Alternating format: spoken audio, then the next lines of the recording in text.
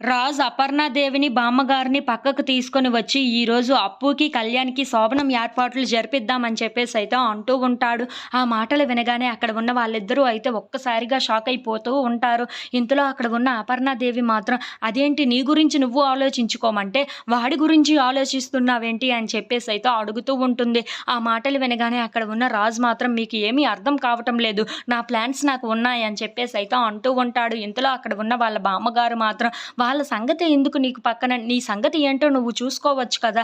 నిన్ను ప్రపోజ్ చేయమన్నాం కదా కావ్యకి. ఆ ప్రపోజల్ ఏదో కావ్య ముందు పెట్టొచ్చు కదా! అని చెప్పేసైతే అంటూ ఉంటుంది. ఆ మాటలు వినగానే అక్కడ ఉన్న రాజు మాత్రం, "మీకు అర్థం కావటం లేదు నేను ఏం చెయ్యాలనుకుంటున్నానో. ఇప్పుడు వాళ్ళిద్దరికీ శోభనం ఏర్పాట్లు జరిపిస్తారు కదా! అక్కడ పువ్వులు, స్వీట్స్ అలాగే అన్ని డెకరేషన్‌లు కూడా జరిపిస్తారు కదా! అవన్నీ ఎవరు చేస్తారనుకుంటున్నారు? మేమే చేస్తాము. అదే నేను, కావ్య గారు చేస్తాము" అని చెప్పేసైతే అంటూ ఉంటాడు. ఆ మాటలు వినగానే అక్కడ ఉన్న వాళ్ళిద్దరికీ ఏమీ అర్థం కాక అలా రాజుని చూస్తూ ఉండిపోతారు. ఇంతలో అక్కడ ఉన్న రాజు మాత్రం, "అవును, అలా మా ఇద్దరం ఒకే రూమ్‌లో ఉంటూ, అలా వాళ్ళ డెకరేషన్‌లు చేస్తూ, నా ప్రపోజల్‌నయితే కావ్య గారి ముందు పెడతాను. అప్పుడు ఏం జరుగుతుందో చూస్తాను కదా!" అని చెప్పేసైతే అంటూ ఉంటాడు. ఆ మాటలు వినగానే అక్కడ ఉన్న వాళ్ళిద్దరూ అయితే రాజుని చూసి, "ఛీ! ఇలా చేయడానికి సిగ్గుగా అనిపించటం లేదు" అని చెప్పేసైతే అంటూ ఉంటారు. ఆ మాటలు వినగానే అక్కడ ఉన్న రాజు అయితే ఒక్కసారిగా షాక్ అయిపోయి, "నా గురించి మీకు పూర్తిగా అర్థం కావటం లేదు.